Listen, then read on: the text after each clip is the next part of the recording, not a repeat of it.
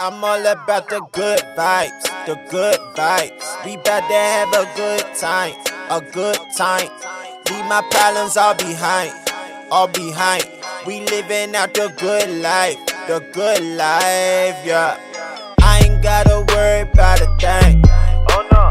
Had some obstacles I overcame. Oh yeah. You don't have to ever be the same. Oh Lord. Cause when we change the mind, we change the game. Coming through clutch. Coming through clutch. Coming through clutch. Yo, what's going on, everybody? It's your boy Kenny Clutch with another episode on the Clutchvision Podcast. I got a very, very special guest in the building. He played for one of my favorite teams in sports, the Dallas Cowboys, and also some other ones. We ain't going to mention them right now, but we're going to pay them some respect because they kept his family moving, kept some money in his pocket. My man, linebacker Kevin Burnett is in the building. What's going on, big dog? Man, not much, brother. Thank you so much for having me. Oh, man, appreciate you coming on. How's everything going on with the quarantine? How's the family doing? Yeah, all is well. No complaints, man. We're sitting back, getting smarter, trying to practice patience in this time of urgency, Facts. And I think more than anything, you learn to enjoy each other because, time is not guaranteed to anybody. So, Amen. So are you guys coming up with any creative things in the house?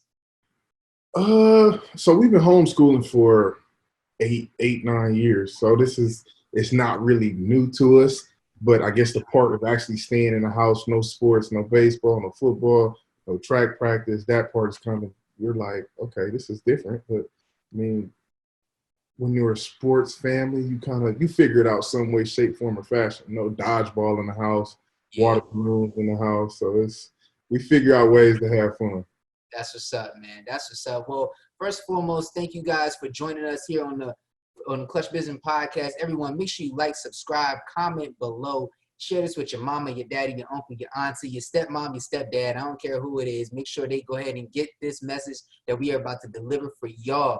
So my man, Kevin Burnett, I'm going to jump right into it. Who is Kevin Burnett, the football player, and who is Kevin Burnett, the father and family man?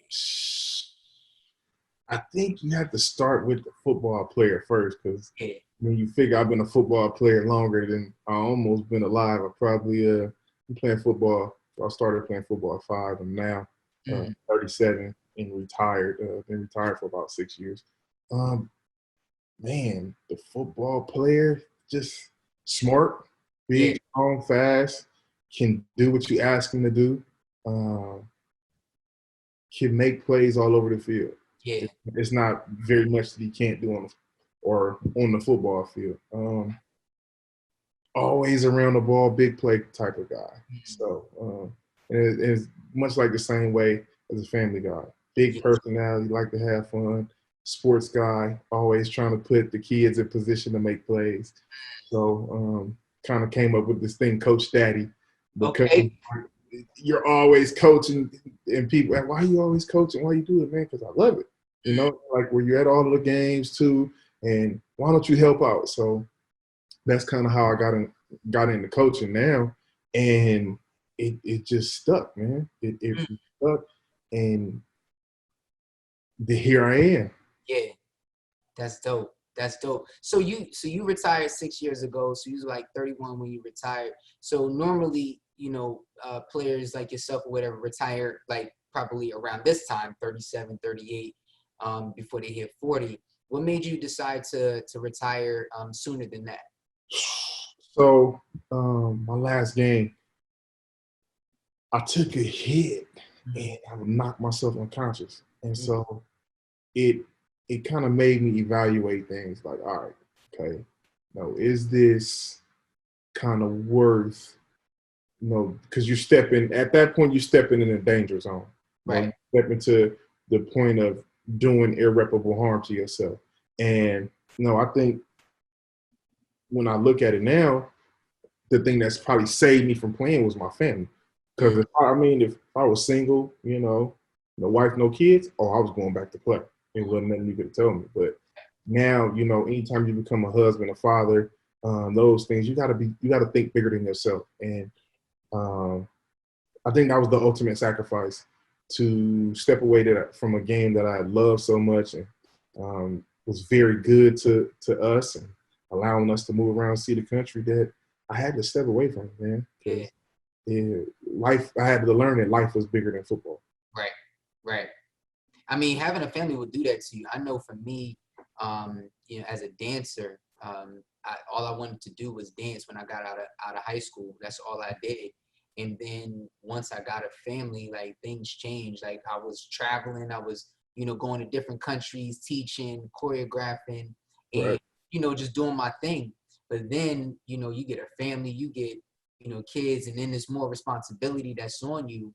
And then even with my son, like I was telling you before we even jumped into it about my son who had cancer, it was just like, things change. You look at things a little bit different, and it's not necessarily about you anymore. It's about, your family. What advice could you give to players that don't have a family right now, that may take that hit that you took? Like, what advice could you give to them in terms of, rethinking, your career and playing it safe? I think first and foremost, man, enjoy your time of singleness, men and women. Enjoy that time. Get to know yourself, because we don't, and we hear this word so much. We don't one, embrace our trauma, and then two, heal from it. So in that, we kind of stay in a repetitive cycle of damaging things, because we don't really know how to handle whatever the issue is. We don't know how to handle that particular issue. So that's the first thing. Embrace singleness, heal yourself from your traumas, and then, man, seek wise counsel. With injuries, and it's almost become that injuries have become opinions. Because, and like we were talking about, where one doctor says may not necessarily be the case. And the doctors were telling you, oh yeah, it's going to be about 365 days. But then you say, you know what? I know the ultimate healer. So it starts to change if you don't have wise counsel. If you don't have people around you speaking life, and you don't have people around you like yourself speaking positivity, then you'll fall into the pit of despair, man, and you'll stay there. Yeah. It's important to have, those people around you, those mentors around you, like you're saying, man. Like, I know for me, like, I always grew up, like, my dad was in the military growing up, and my mom, she worked in the A&B church. So their jobs actually took them away, from the home for several years, where I saw my parents every 2 to 3 weeks or something like that. And it was important for me to always have, like, a solid, circle around me of, like, men that were mentors, in my life to help and guide me and shift me along the way. Like, I didn't want to go down that path. And I think God just pretty much blessed me and protected me and put me, with, men and females that were knowledgeable. So it's always important to just have, like, mentors, period. Like, who were some of your mentors, growing up in life? Mentors, so I'll go to now. Obviously, just sitting around talking with Inky, you can't help but become One smart. of the goats, man. Yeah. Shout out to Inky Johnson, man.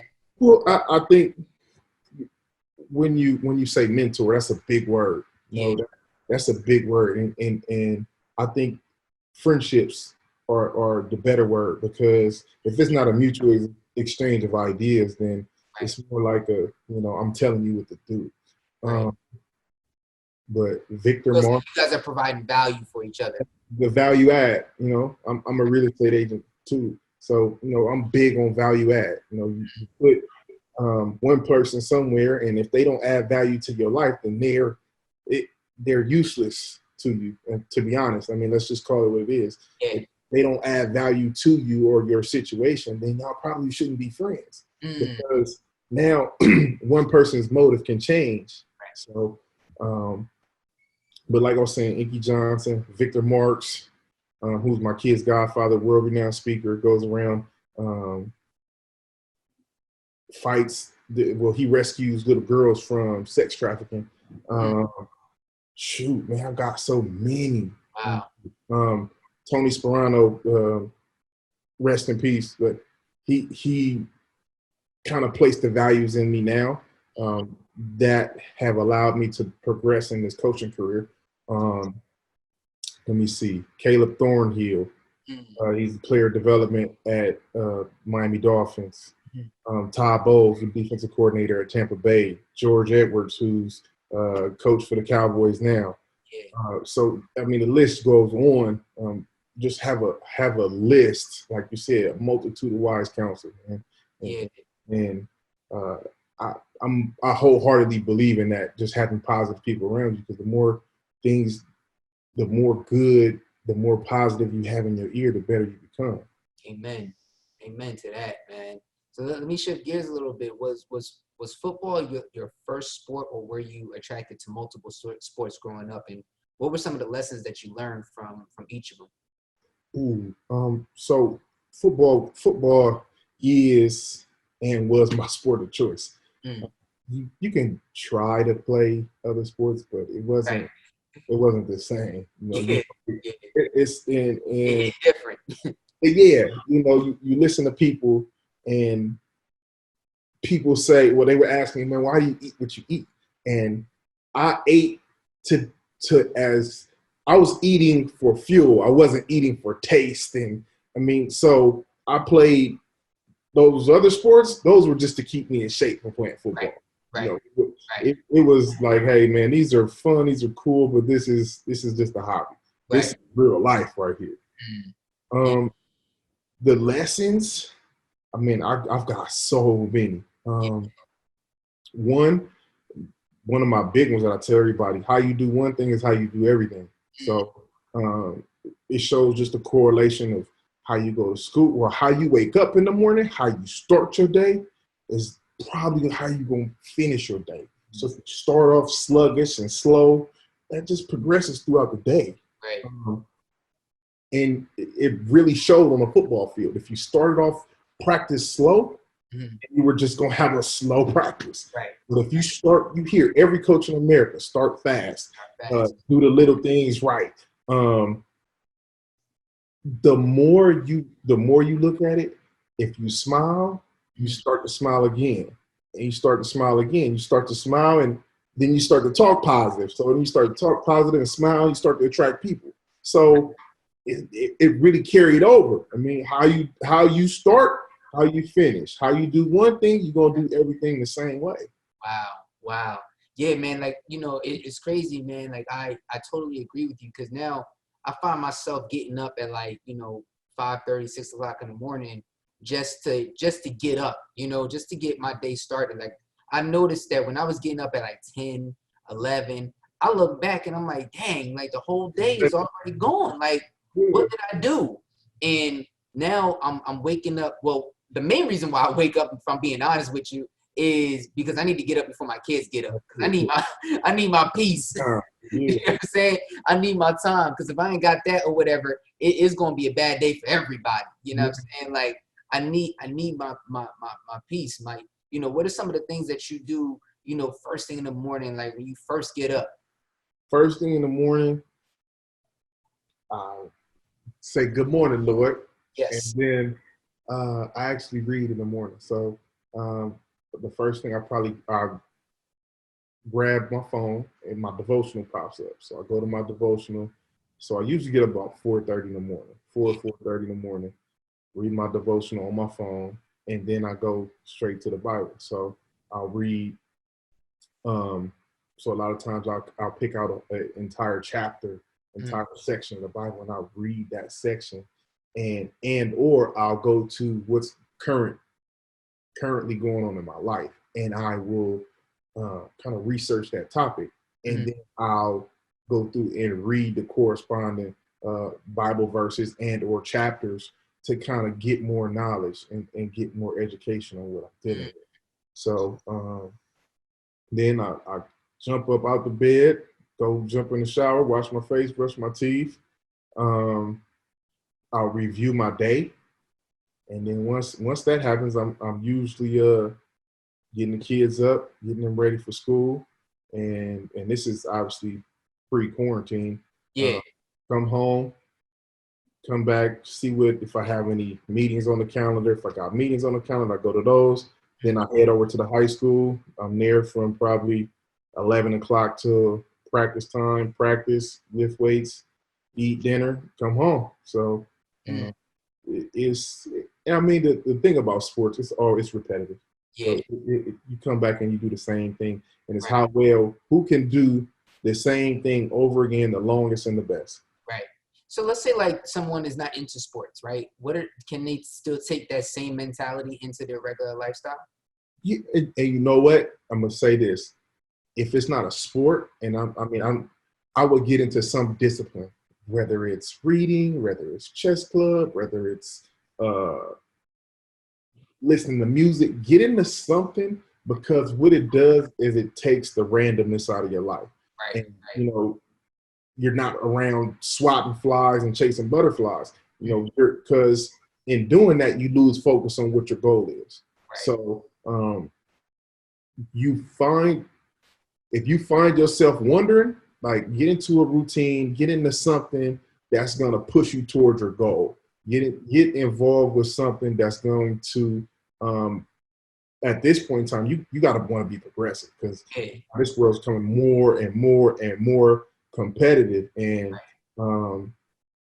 at some point you either become competitive or you're gonna get left behind. Yeah, man, absolutely. Like you gotta have that type of motivation, man. I always wanted to ask, players that reached, the level that you reached, like what motivated you, like, to continue on, like every day, like to continue to go out there and battle, like every day. Like what was the motivation or determination, like what drove you to reach the highest level in football, like ever? Like, cause to me, I'm only like 129 pounds, you know what I'm saying? So when I was out in the football field, I was getting dragged, and I only did a year of football or whatever. So for me, it was like, oh, that's all I need. Like, I'm good. Like I got the itch out, but what drove you, every day to go out there and just hit somebody? It would draw. I like to, and I was talking with one of my buddies from the Marines today. We were talking about how you have to be a special individual, right? And this, and I'm apologizing now if this offends some people. But he would go over on special missions, and his thing was to go out there and they're trained assassins. So, and we were talking today. I said, bro, we in a different group, because like we are trained to do a job, and I don't want to call him an assassin, because that's not what he was. He was fighting for good. However, for calling it for plain sake, he was trained to kill people. Like and he liked his job. So I was the same way. I like to go out there and hit people, and I like to, when I hit you, if I like to hear you and get up and say good hit, or I like to see you sit there and wallow and lay because I hit you that hard. And I might help you up, I might not. I might push you back on the ground, I might laugh at you, I might talk about you. It depends on how I'm feeling that day. But it's a different mentality. Like, you got to be a special kind of messed up to want to do that to people. And don't get me wrong, I kept it on the field. However, I enjoyed it.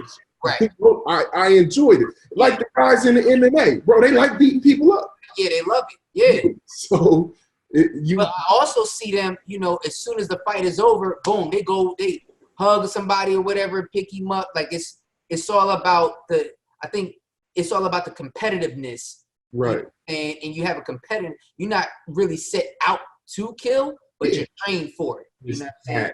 Right. And this is something that you enjoy, something that you love, something that you was born to do. For me, like, I'm a dancer, and like I'm not one of those dancers or whatever that just like, oh, we just up and we hippity hop or whatever. Like, nah, like we train for battles. Like, we train to get in the circle, in the ciphers. Like, and I understand exactly what you're saying. It's a competitiveness to it. And people used to look at guys or whatever that dance like, you know, like we was flaky or whatever. And I'm like, nah, like we get down, we get busy. Like bucket of sweat. This is what we do. Like, you know what I'm saying? And I'm like, yo, like, no, like I think it's like anything else, you know. And I tell kids all the time, like, yo, if you want to dance, dance, go ahead, let that joint up. But don't, when you go out there, you know, leave it all out there on the floor. Don't come off the floor with nothing. Left, yeah. Leave the bucket, saving it for. Yeah. You can't use it once you come up. You might as well empty it. You might as well, you know what I'm saying? Empty the whole, I don't want to sound crazy, but empty the whole clip there. I guess, you know, like you said, we've become so sensitive toward, empty the whole. No, we're not saying it in the sense of, hey, clip, but you got to go inside the mindset of a dancer. You got to go inside the mindset of a boxer, an MMA fighter. I mean, even somebody, what's really popular right now is Michael Jordan. That's absolutely. So look, he said, man, him and Kobe, they said, man, I was trying to destroy everybody. Yeah. And so he's the most celebrated athlete, two of the most celebrated athletes of all time. You can't say anything about him. Right. And that's the thing, like you just said it, like, you know, a lot of people are just sensitive now, you know, to how, you know, the world has changed. And yeah, I guess, but is that really making us tougher? Like, are we really set up for what could happen 10 years from now, 20 years from now? No, because we too soft, we too sensitive, you know, we gotta censor everything like crazy because people don't want to hear the truth. I was just telling my daughter this today. And I told my daughter and my son, I said, yesterday, my son wanted to do a presentation. Mm-hmm. And I had a guy on here, a multimillionaire by the name of Daniel G. He came on, and after the segment, my son Caleb, he did his presentation for him. He's created this thing with astrology and space and stuff like that, and it was awesome. Like he pretty much gave him the presentation on how he would present it to look for an investor. Daniel G said, yo, I thought it was dope. Change this, and this, and then I will co-sign and be one of your backers or whatever. Just redo it and do it like that. So then Caleb went ahead and said he did what he said. And long story short, he presented it to us, which Daniel had told him to do, presented it to us. And me being a speaker, you know, I wanted to see him do it without the notes. Right. So he can glance at it, cool. But like, you know, I want to see what his mannerisms were like. What was he doing with his body language? What was that? Because you going to talk to, you know, investors. Right. You got to come with it. A game. You got to come with your A game. And he came with Daniel, whatever, kind of with his A game, which was really, really good because the first time he presented it, it wasn't that good. But when he did it to Daniel, it was way better. He had a lot more information. This time he did it to us, you know, and it wasn't that good. And I was like, he asked me if it was good. I said, no, it wasn't. Like straight up. Like just, and I know he felt like, dang, like he just took all the air out of my balloon.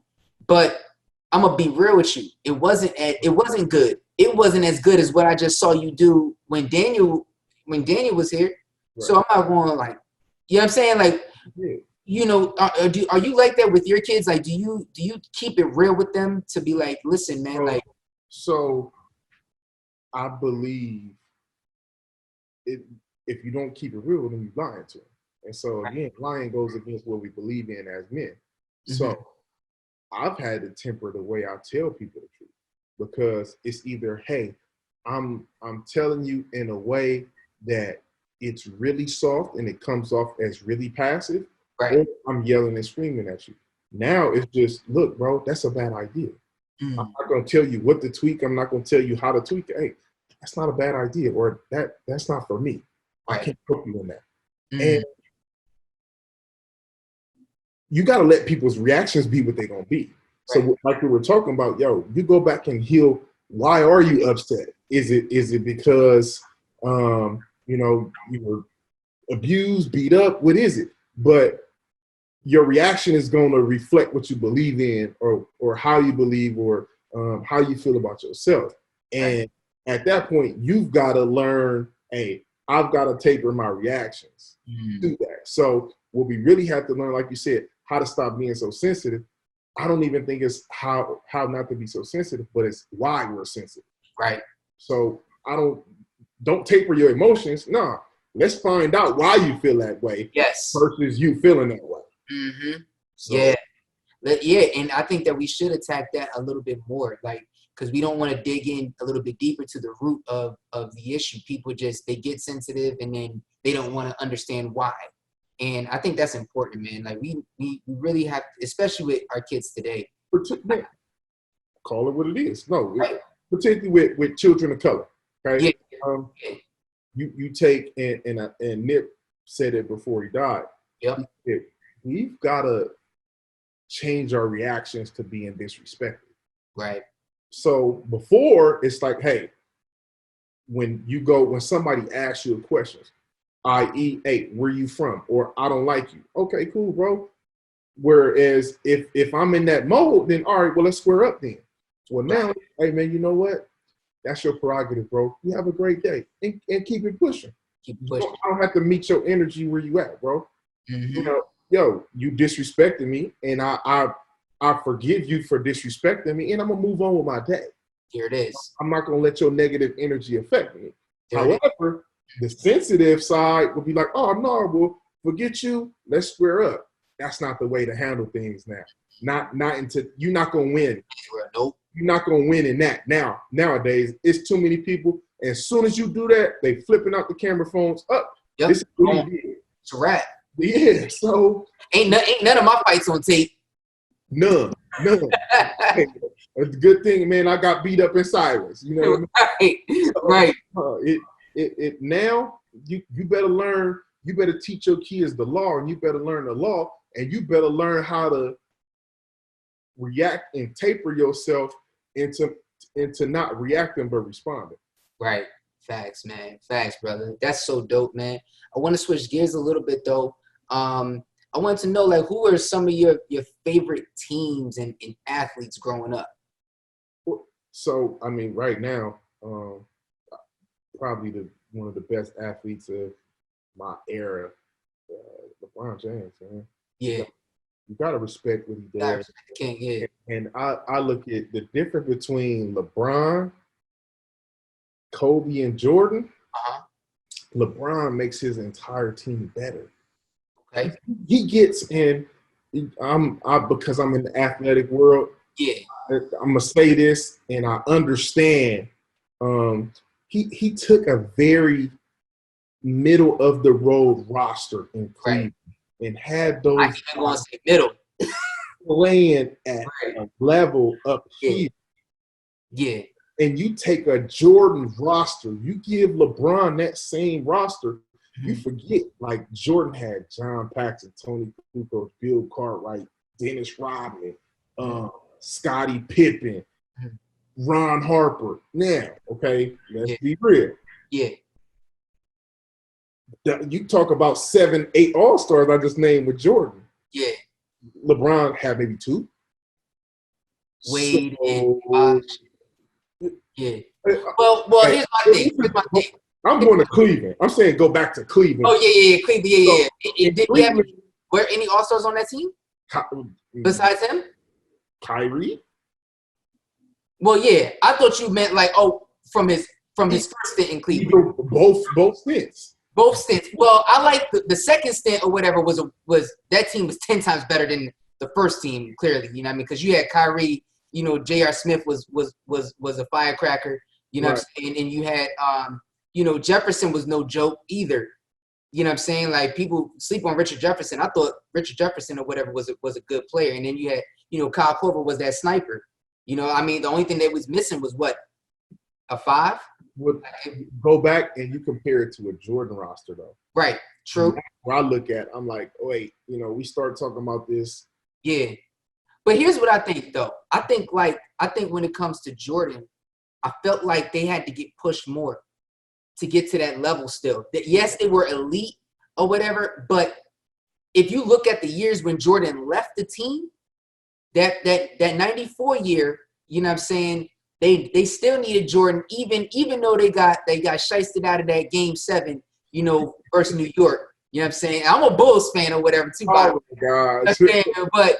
But they did. And the thing is that, number one, if Jordan was there, then I think like you got that's 4 straight championships right there, because Scottie Pippen wouldn't be acting the way that he was acting, as we seen in the documentary. And I remember that game too. Like, they was, how you just not gonna go back in on the game because the coach wanted to give the ball to Tony Kukoc. My point is that the mentality shift, at that time, like, I think Jordan was pushing his guys to be that on that all-star level, like, get on his level. Right. And I think LeBron, it took a minute for him to get his guys to that level. You know what I'm saying? Not saying that he's not there now. I think he's there now. But it took a minute for him to learn that. And then on top of that, LeBron's college years was already in the league, so he was still kind of learning as a kid versus when Jordan. So Jordan, I think you're going right there, and I think it goes back to the sensitivity issue. Jordan was demanding it, where LeBron was asking it. Yeah. And so we don't know because we're not in the locker room. However, we're spectators, and we can form our own opinions. But if I had to say now, LeBron is kind of he's more, hey, let me push it out of you. Yes. Before, it was like, okay, let me pull you, and let me ask you. I don't think it's because he now understands that, hey, the hands of time are ticking. And so I'm going to borrow time now, where before, hey, I knew I had next year. Man. Yeah. We on the same age, too. Because I'm 36. He's going to be 36 this year. Right. So it's like, yo, bro, listen, man. Like, you got about a good – Go ahead. I was going to say, you got about 2 or 3 more, and then so and I think I got my kind of theory on. I think he's trying to wait till Bronny get in the league, but I don't know that I don't know to wait that long. I mean, you talk about 5 years, right? 4 years. Right. So he's a freshman this year, right? He's a freshman this year. Yeah. We're talking about 4 more seasons. Yeah. You're talking 5 seasons. Is he a freshman or is he a sophomore? He might be a sophomore. He's a freshman or a sophomore. Yeah, something like that. Yeah. But it's a minute. It's coming now. Yeah. It's coming. He did suffer that injury, like his first real injury where he had to actually miss real time. So I think he takes really good care of his body better than most athletes, to be honest. Like, I'm like, man, I learned that he spent like $1 million on his body just to care for his body. That's an investment in itself. Well, two, I think we got to realize that, hey, we're talking about one of the highest paid athletes in the world. So, no excuses. I mean, he does the work. Yeah. He does the work. However, he also has the means to do it. And why wouldn't you? Right. But why wouldn't you? Right. If you put me back, I would probably spend double what I spent to take care of myself. And I was spending 6 figures a year to take care of myself. So I would probably spend upwards, if I was spending between $150 and $250 every year, I'd definitely go back and spend $750, no problem, to take care of myself.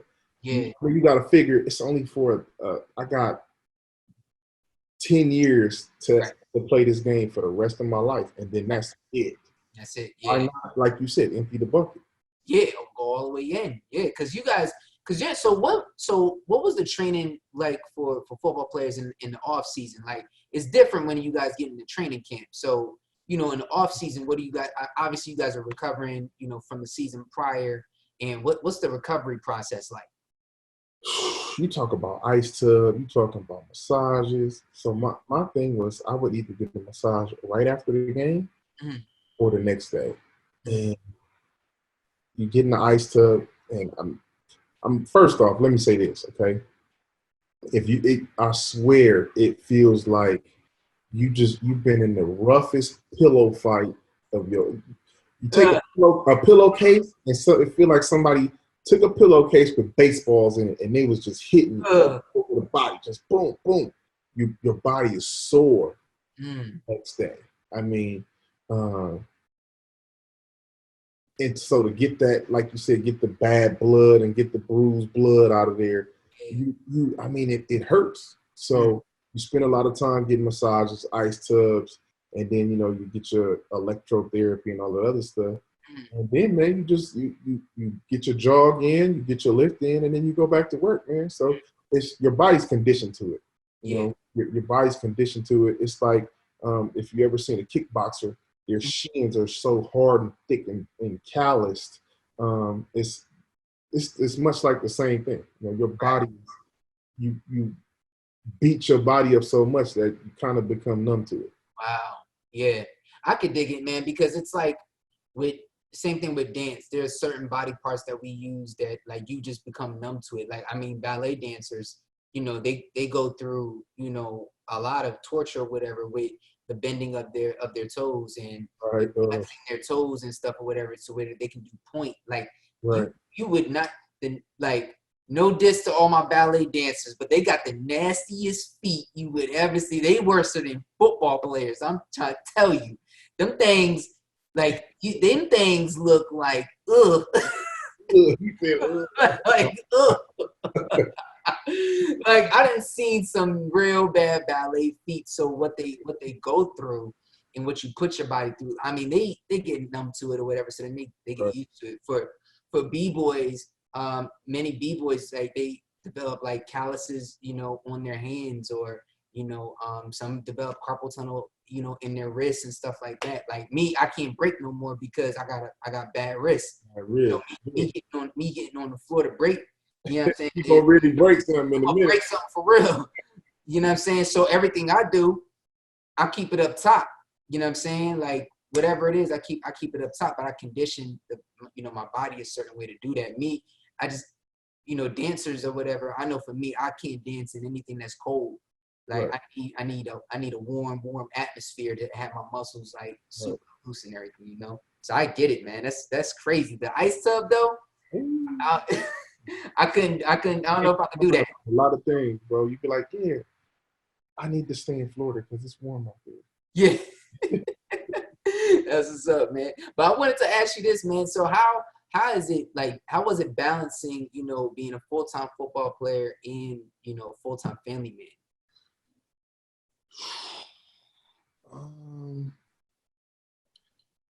When you decide to take on that role to be a football player, professional athlete, it's your significant other.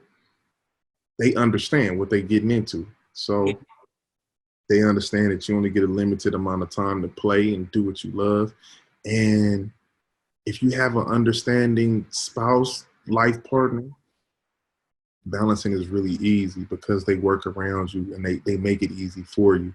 It's when it's 4:00 in the afternoon and you're training, okay, and then you get a call, hey, come home, the kids are doing this.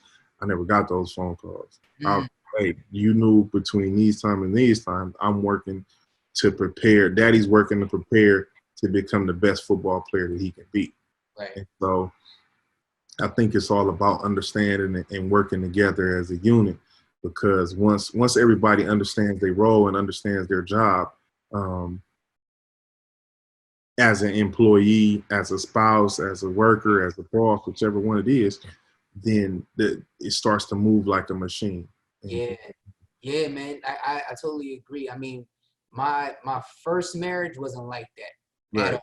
Like, it was like, I'm out training and I'm getting those phone calls. And it's like, yo, my mama told me not to marry this woman, yo.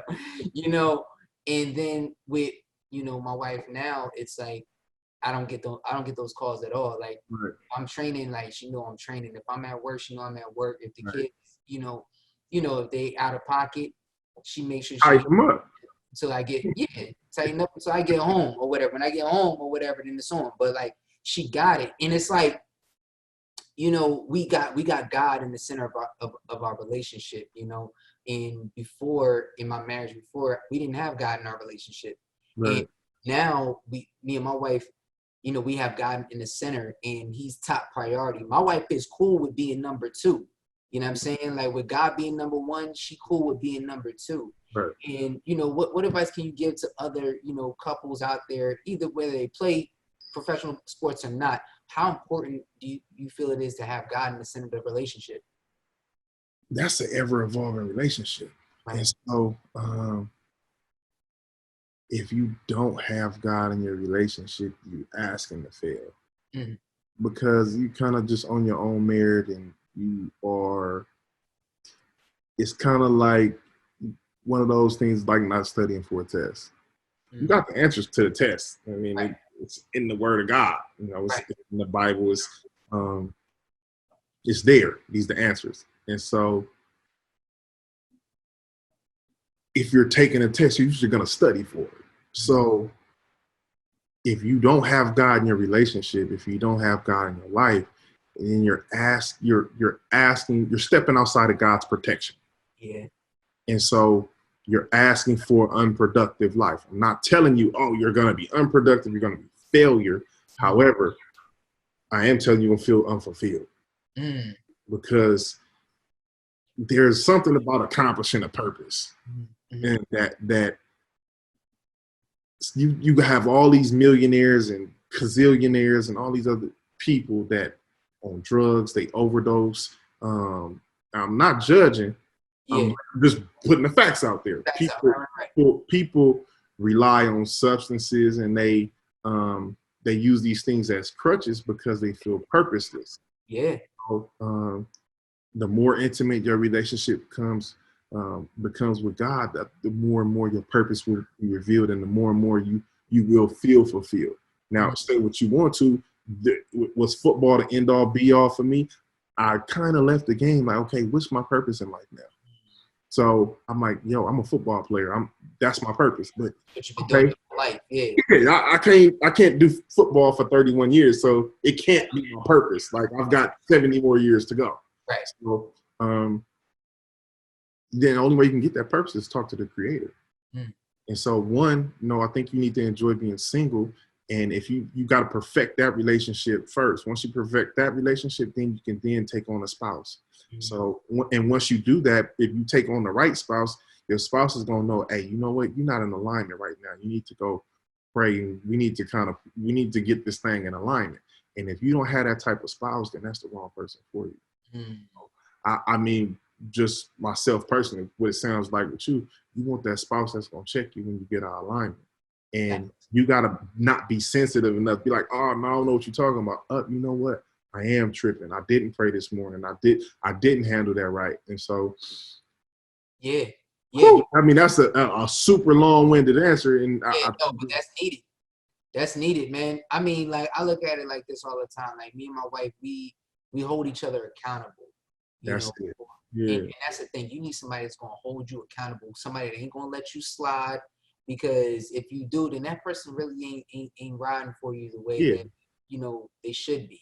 And I tell my daughter now, 'cause she's 16, she interested in boys and all of that. And I'm like, all right, look, man, like these jokers that come up in here, they gotta come correct. You know what I'm saying? I gotta know what environment or whatever that they really around, because I don't want them, real.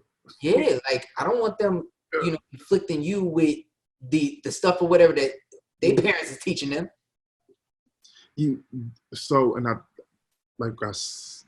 Like we talked about, education is key. Yeah. The more you know, the better you do. So I think it again, you telling them the truth. Hey, look, you can't do that, son. Nah, my daughter, you can't do that. Well, why? Because I don't know what type of trauma this person has endured. And I don't want you to be a part of that trauma, because, hey, look, when a person is swinging a baseball bat, it ain't going to just stop at you. It's going to keep going right on through you.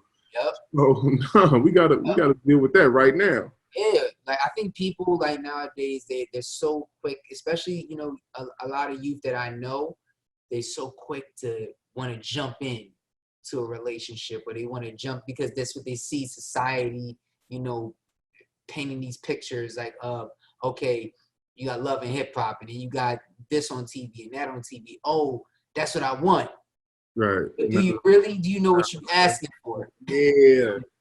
Well, so as people too, we don't really understand the burdens that we ask for, and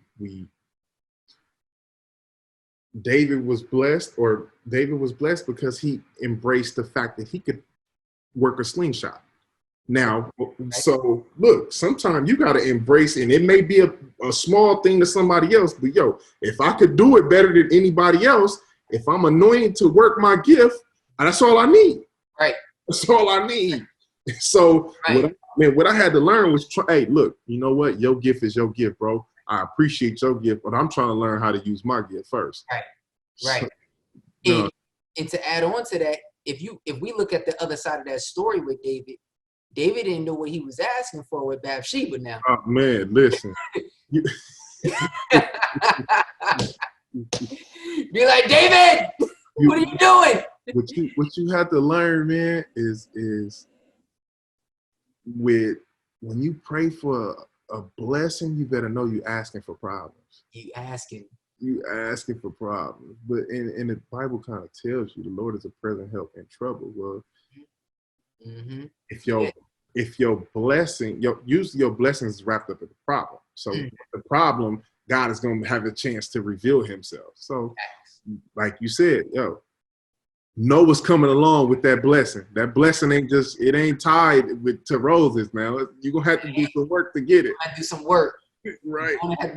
Noah had to build a whole boat. A whole boat. A whole boat with 8 people on it. It is going to take work. And that's all we're telling you guys. If you're listening to this podcast right now, make sure you share this with someone that you love, someone that you care about, because it's some good advice. I got my man Kevin Burnett that's on right now, professional football player, NFL athlete. Listen, I want to make sure that you guys are getting the gems. So make sure you subscribe, like, comment below, share this with everyone possible right here on the Clutchvision Podcast. Now, I want to jump into something really quick. I wanted to ask you, like, you've been through the NFL, you went through, college ranks and all of that. What's some advice that you can give, to those that are fighting adversity now? Because I'm pretty sure you had to go through some adversity in order to get to the level that you got to. So, adversity and you can kind of wrap that up into, I don't know if we've seen the optimism curve before, but it starts off with uninformed optimism, then you go to informed pessimism, right? Then you go to the valley of despair, then you go to informed optimism, and then success. So what you have to learn, man, adversity is a part of success. If you don't hit adversity, you don't get success. Just like, when you pray for a blessing, it's going to come in a problem. Right. Most millionaires, are millionaires and billionaires because they solved the problem. Okay. The world was moving too slow. You got Michael Dell, I can't think, Bill Gates, right. I can't think of the Apple, the guy who owns Apple. Steve Jobs. Yeah, Steve Jobs. Right. The marketplace, being able to get items quickly. Well, Bezos makes Amazon. He makes Amazon. So the world has been built on problems being solved. And so if you don't embrace your problem, if you don't embrace your adversity, you're just going to repeat the cycle. You're going to start up here, go down there, and go back. You're going to start up here, go down there, and go back. Instead of saying, hey, you know what? Not only I'm going to start up here, I'm going to get down in the valley, but then I'm going to rise up on the other side of success. And so what we got to realize is, dreams die at the bottom. They don't die at the top because everybody thinks they can do it. Right. Okay. However, once you start going down that road and it starts to get, here's where we become so sensitive. We don't embrace that sensitive. And let's just say somebody told us the truth. Nothing had to happen. Somebody told us the truth and hurt our feelings. And now we start over and go back and stop. And so you got to learn, man, look, truth telling, problems, feelings getting hurt, that's part of the process of being successful. And one thing I really wish people said more about is the process. Well, what is the process? Right. Well, and how failing and how problems affect success. No, because you learn if you and like I said, I'm a real estate agent. So if you look back, okay, real estate agents in 2007 through 2010 had to figure out how to deal with the market. Well, now, if you never went through that spell in 2007 to 2010, you wouldn't know how to deal with the real estate market today. Right. So now that you can use that and you could be propelling yourself. But if you kind of shied away from the real estate market when that was going on, you got to repeat the same task. So it's amazing how the same things keep repeating themselves over and over and over again. Amen, man. Wow, that's super, super deep, man. I wanted to ask you this next question before we go ahead and wrap it up, man. Absolutely. Like, we're obviously dealing with COVID-19, and everyone is in the country is in quarantine pretty much.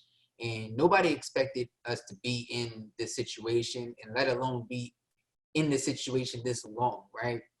And I've been asking everybody this question that's been coming on the podcast.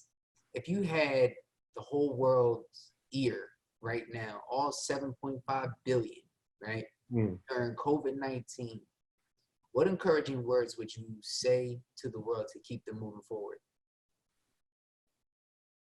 The first, and I think I'm gonna attack that two different ways. Okay. One, I'm gonna give you without no religion, no, because I mean, let's just be real. Not everybody's religious, right? So I don't want to give somebody a useless piece of advice, right? So the first thing I'm attacking without religion, solve a problem, develop a plan. What does that mean? Find the need. Everybody needs something. Everybody's trying to invent, develop, stay afloat. I mean, let's just call it what it is. Money's scarce right now. So how am I going to solve this problem? Okay. I think one way you solve that problem is by being positive. So what you tell yourself is usually going to happen. Okay. And it's not what you tell yourself in the time of comfort, but it's what you tell yourself when it's bad. Because what bad situations do is they reveal how you feel about a thing, or it reveals your character and how you really are. So be conscious of what you think about. And in that's going to tell you, all right, if I'm positive about what I'm thinking about, and it doesn't have to be, you get up and reciting 10 quotes about being positive. That's not what I'm saying. I'm saying, if you have a problem, okay, you know what? I don't have any money. Okay, well, how can I get money? How do you answer that question? Well, what am I good at? By me finding out, taking an inventory, okay, accountability, how well do I account for what I'm good at? Then you know what? Now I can start to place things in alignment with, okay, my skill set. If I'm good at public speaking, then I need to be charging people to come speak to them about COVID-19. So there's something out there for everybody. Now, attacking this thing from the other side of the spectrum. Okay. This is a revival for God's people. Talk about it. God is calling us to come back together, to pray and repent for our sins, and to get back in alignment with what God has called us to do. And so one, we need to pull other people along. Right. Because we need to pull close together. And what does that mean? Call somebody in, encourage them. See if people genuinely need anything. And that's not just money, man. Right. Unfortunately, that's not just money. Right. Yeah, I don't have no gas money. I ain't asking you for money, but can you pick this up for me? Right. Hey, man, you know what? Can you bring me some chicken? I don't need no money. Right. Just bring me a box of, go to KFC and bring me a chicken. Some water. Yeah. Right. I'm doing a podcast. I'm hungry. I can't get out the house right now. Can you pick up some batteries and some food for me? Those are things that, you know what, man, that's what one, doing for others as you would do for yourself. Right. And two, that's what godly people do, man. They help each other out. Right. And I really believe we're missing that. We've become so entrapped in our own way of thinking that we've made everything, even amongst Christians, a competition. Yeah, man. Listen, I totally agree. I totally agree. I think, like, I was reading First Timothy, I believe it was, and Paul said, "We came in this world with nothing. We're gonna leave this world with nothing." Mm-hmm. When I look at that scripture, so what we gonna do in between? Or You know what I'm saying? What we gonna do in between? Like, if you come into this world with nothing, you leave this world with nothing. What is your legacy gonna be like? What are you guys doing in between with all this time that you got? You know what I'm saying? Although it's short, but can you sit here and lay down groundwork for those that come after you? Because when you gone, you can't take nothing with you. man, not only you can't, but the only thing that you're gonna take with you is the words that people say about you, and that's really what people gonna really say how they feel about you when you're dead and gone. But or not even. Whoa, let's even take it a step back. Yeah. What people say about you, is it gonna be the truth or a lie? Boom. Oh. Talk good about you. Everybody gonna talk good about you, but is it gonna be the truth? Is it gonna be the truth? Yeah. Yeah. Right. Hey. I gotta get a gong for that one, man. I gotta get one of them gongs that be putting on the podcast. Drop a bomb right there. Oh man, yo, I've been having a blast with you, man. I wanted to ask you this one more question really quick, and I wanted to ask, how was it, being drafted by America's team? Bro, it's one of the best experiences of my life. Yeah. You with a team like the Dallas Cowboys and Right. such the rich tradition and the most outspoken, and let's call him flamboyant owner in the NFL, and I mean he's a character. Mm-hmm. It was a blast, man. Wow. Blast. Wow. Those are experiences, you know what, man, that even if you got the most money in the world, you can't buy your way to be a Dallas Cowboy. Dude, that's... There's only been a select few of people that have really been a Dallas Cowboy. That's it. And so I feel like, man, I want to go back and just relive that moment every day. Wow. Because you don't really embrace it until it's over. Mm-hmm. However, you go back and you think about how special that was, and you say, man, I wish I would have invited more people to the draft party. I would have celebrated and celebrated harder and had more fun. And it was just such a special moment, bro. Yeah, it really was. Yeah, man. Because I grew up a Dallas Cowboy fan. I think the first game I actually watched was the Cowboys versus the Buffalo Bills in the Super Bowl. And I'm like, yo, man, I like the team with the stars on their helmets. I don't know about that other squad. And then it was a wrap from there. Like, I didn't know nothing about, football. I'm from Jersey, so, you know what I'm saying, the closest team to me, I live in South Jersey, is the Eagles. So I ain't really like green like that. And especially back then, the Eagles had the ugliest uniforms in the league to me.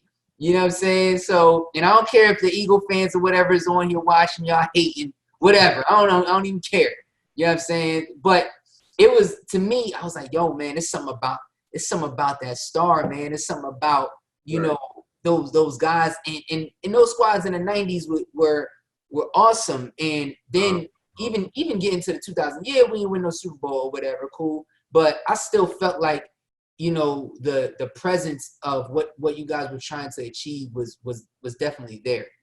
Well, Jerry's always gonna put together a great football team. Yeah. Like he's always gonna put together a great football team. And people may not always agree, but that's the definition of leadership, man. The definition of leadership to me is being able to make your own rules. Being able to make your own rules, and then you because you're the only one you got to live and die by your own sword. And so, he makes his own decisions, man. But he always gonna put together a good team. You can bet that. Yeah, I agree. I agree for sure, man. So your prediction this year after the schedule came out, what is the prediction for the Cowboys record this year? I stay away from that because I'm usually wrong. Particularly my first impression. Now maybe my second and third, but not my first one, man. Okay. So we gotta have a pre-football show, and I'll get on and I'll give you my predictions after All that. right, cool. We do that. We'll do that. Yeah, stay away. We'll stay away from that because it's still fresh. Right. We didn't get the preseason yet, so we don't know how the team gonna look. That man, yeah. Give me a second to digest the schedule. It's a smart man right there. That's a wise man right there, y'all. You gotta take note. So check it out. On the Clutchvision Podcast, I do a game with all the guests. Are you down to play? Let's go. All right, cool. So the game is called In the Clutch. My name is Kenny Clutch, and the game is called In the Clutch. In 2009, I started a dance group. My first company that I started is called In the Clutch Dance Group. And the In the Clutch is an acronym. It stands for Inspirational Dancers Creatively Linking Upon the Culture of Hip Hop. INDACLUTCH. Inspirational Dancers Creatively Linking Upon the Culture of Hip Hop. So yeah. So I'm going to give you a letter, and then you give me a positive word off the letter that I give you. Cool? Let's go. All right, cool. Here we go. C. Creative. All right. L. You said, huh? L. And it has to be a positive word. Positive word. Love. Okay. U. Uplift. T. Transform. C again. Cultivate. H. Hear. Ooh, that's clutch. That's clutch. Everybody give it up for my man Kevin Burnett, NFL professional and now high school football coach. Correct that? Yes, MacArthur High School, Hollywood. High school. Yes. And also real estate agent. Where can the people find you at, brother? Kevin Burnett 2 on Instagram and Kevin Burnett _2 on Twitter. Facebook is Kevin Burnett. So I'm there. Fine. Word. So listen, if you're looking for a home, you're looking for a house, make sure you guys go ahead and hit this man up. Those down there at the high school, y'all better get ready for the season, man, because this man is coming with the thunder. Y'all get ready. We want to see a state championship. That's it. So listen up, everybody. Make sure you share this with your mama, your daddy, your uncle, your auntie, your grandma, your granddad. I don't care who it is, your stepdaughter, your stepsister, your co-worker. Everybody needs to be on this podcast. Share it with your dog. Put it on your dog, your cat. I don't care. You know what I'm saying? Put it on repeat. Just make sure everybody listens to the podcast. Make sure you like, subscribe, comment, click that bell on YouTube to make sure you get all the notifications. Donate to the podcast. If you'd like to donate $1 to the podcast, the link will be in the description below. Everybody, it's your boy Kenny Clutch. And like I always say, when we change the mind, we change the game. Yesterday is gone. Tomorrow will worry about itself. And today is all we have. It's your boy Kenny Clutch, my man Kevin Burnett. We out of here. Peace.